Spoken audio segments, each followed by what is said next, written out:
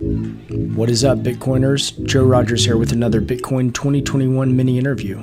Today I sat down with Robert Breedlove to talk about the conference. Since 2019, he's pivoted his career from the financial world to the Bitcoin education space. In that time, he's written some amazing essays on Bitcoin, and he'll be speaking during two separate presentations at Bitcoin 2021.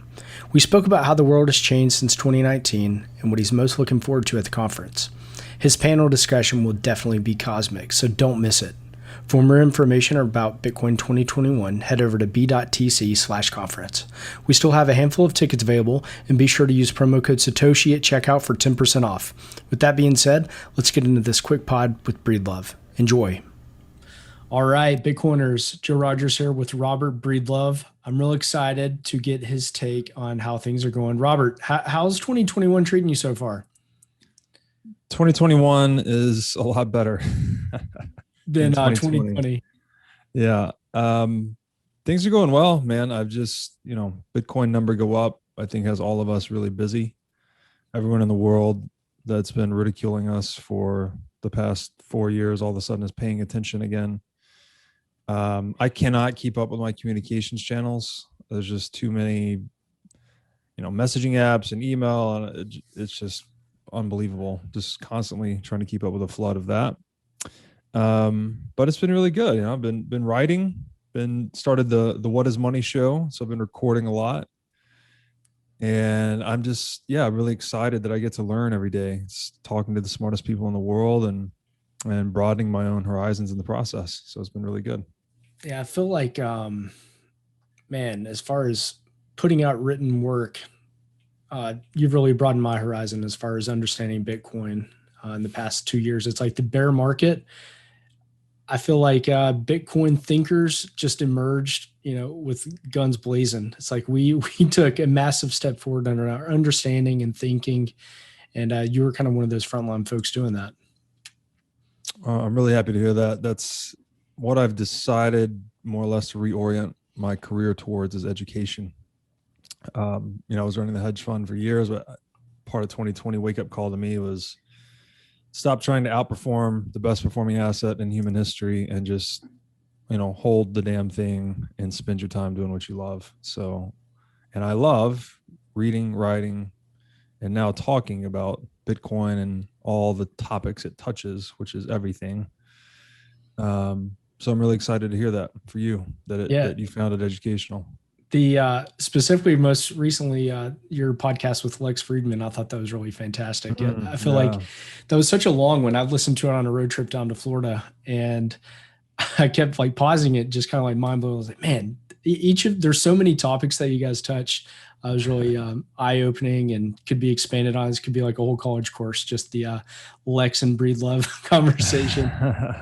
Yeah, that one it resonated a lot with a lot of people. So I'm really, really happy to hear that. And most of the topics we touched on were just pulled out of my writing. So if you want to go further down the rabbit hole, just go check it out.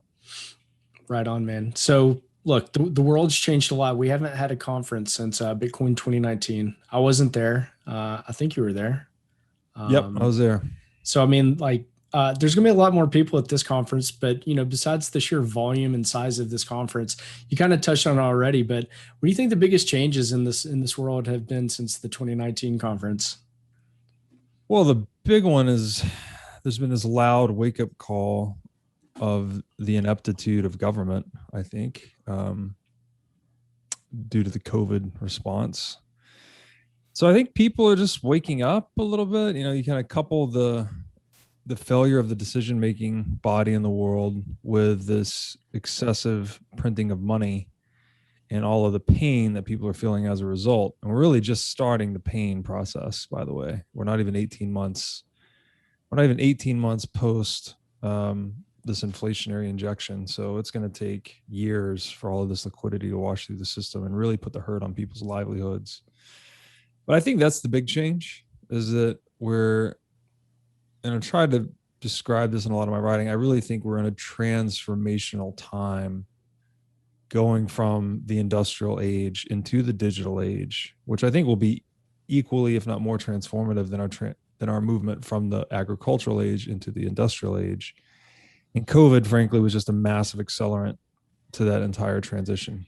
I think we're seeing the analog institutions that we've used to orient ourselves for hundreds of years now. They're just dissolving in the digital age. They're no longer useful. And humans are finding a way to self-organize themselves in a new way. So that's a big change. Yeah.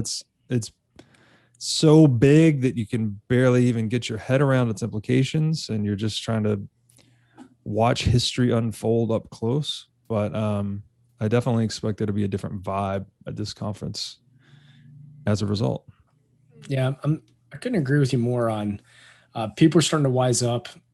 The money printer go burr meme, I think it resonates and possibly was an eye opener for a lot of people. They finally understood that, their money, their value, their wealth is being printed away. Maybe so silver lining of 2020, maybe just rapid acceleration of the information age. Absolutely. It's accelerated digital, the utility of digital tools has been forced upon people, frankly, like Zoom. Yeah. It's just the popular, obvious example, but Bitcoin's obviously done really well in the wake of COVID. And I think we're just getting started, honestly, it's very easy to think that we've seen all these disruptions and that maybe things will slow down just because there's been so much change. But, it's that classic inability of humans to understand exponentiation. We just can't, no matter how many times we see its consequences. COVID was an example, right? Oh, there's a virus in China, doesn't affect me here. Oh, there's a virus in New York. Well, I'm in the middle of the country, won't affect me here. And then 3 days later, the thing had eaten the world, right?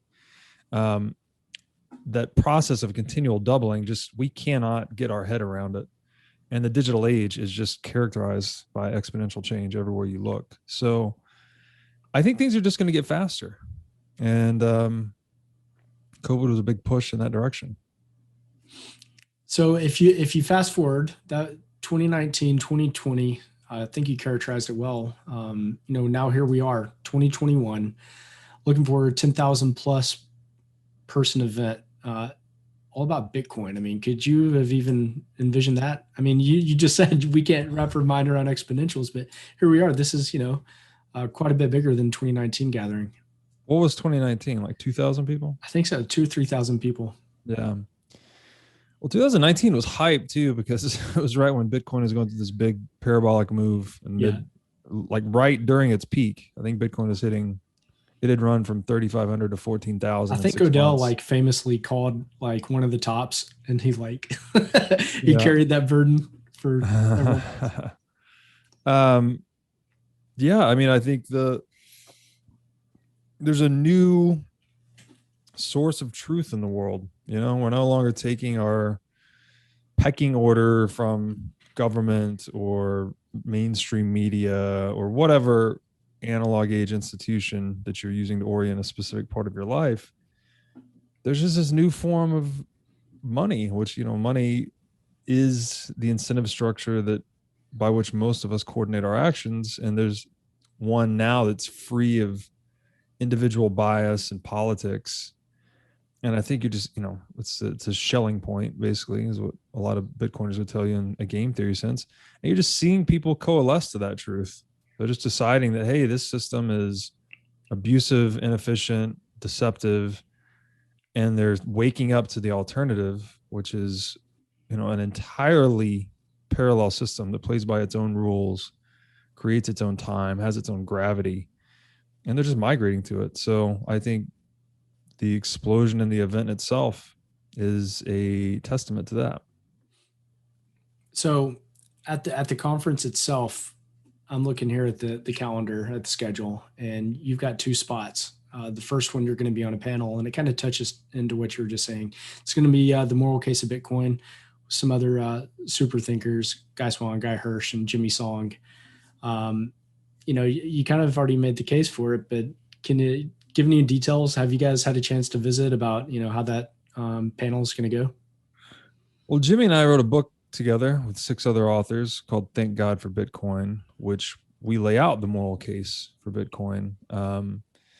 I didn't realize this till the other day, but we actually don't even use the word Bitcoin until 2/3 of the way through the book. So it's sort of like the theme of Bitcoin Standard in a way where it lays out its, safety laid out his economic case. We kind of lay out our moral case against the existing system before even bringing Bitcoin into the equation. So I would imagine we're going to be drawing on a lot of our discussions there. We have not touched base to decide what we're going to talk about, but two super smart guys, I'm sure we'll have plenty to say. And the other section, I'm going to be giving a 15-minute, I think, solo presentation, and I'm going to be talking about the concept of sovereignism, which is exploring this the sovereign individual thesis, where we just think that Bitcoin and related digital technologies are the ultimate migration of power to the people once and for all. We do reclaim sovereignty in a way that was never before possible before Bitcoin. And the words and the dichotomy, capitalism and communism, it's just all sort of lost its effect to encapsulate what this represents, in my opinion. I think all of the socioeconomic structures above money get disrupted as a result of this. So I'm doing my best. 15 minutes? That's going to pack a big punch there in 15 minutes. Just going to have some intro, and I'm writing a long blog series on it, so I can point people to that. But it's very much theoretical, frankly. We've never had anything like this before, but if you can never predict the future, but you can follow the economic flows. You can see where economic value is flowing and then assume that humans will organize themselves around that. So I think Bitcoin's no different. When are we going to be able to hold your writing in a book? Working on that too. My target publication date was 11/21/21. But I'll tell you what, writing a book is extraordinarily difficult. And I would not be surprised if I'm a little bit delayed, but I'm doing my best on that too. Are you thinking about just repackaging your existing essays, or it's going to be something totally new? No, it's a original book. I think that we might be publishing my existing essays too separately as just like an ebook or print book as well, but that's not related to the book project. I'm going to get to the real first principles of money, basically. Like why does it exist from a biological sense, and then just build it all the way to where we are today. What the reason central banking exists and why Bitcoin fixes it. And it's a very ambitious book. I'll just leave it at that for now. We won't hold you to that date. Thanks for sharing. That's exciting. Yeah. All right. So before we wrap it up, do you have anything that you're just like super pumped about this conference? Like, is there something that you're most looking forward to? I think, which is strange for me to say a little bit, because I'm right on the border between introvert and extrovert. They call it an ambivert. But typically, I think they say however you receive, however you recharge, however you gain energy is what you are. I think I'm a little more on the introvert side because I prefer to just be alone and do my thing. I get energized from that. But after this long run of social separation and plenty of solitude, I'm actually excited to just be around some Bitcoiners and see where people are at. Here you get some feedback from the market and just be human, I guess, again. No doubt. That's a recurring theme. I've spoken with a couple of speakers, and Bitcoiners like to be around Bitcoiners. We're not crazy, and it feels good to be around other Bitcoiners. Or we are crazy and we like to be around other Bitcoiners. The verdict is still out on that one, but nice to be around Bitcoiners nonetheless. Well, it's going to be a good time, and I have a feeling you'll be drained after it. 100%. It's going to be a long trip, and I've got some conferences after as well. So it's going to be a long one, but should be good stuff. Well, man, I'm not going to keep you much longer. I want to thank you for joining me today, and I can't wait to see you in Miami. I think it's going to be a big time. Yeah, thank you, Joe. Appreciate you having me. All right, we'll talk to you soon. All right, man.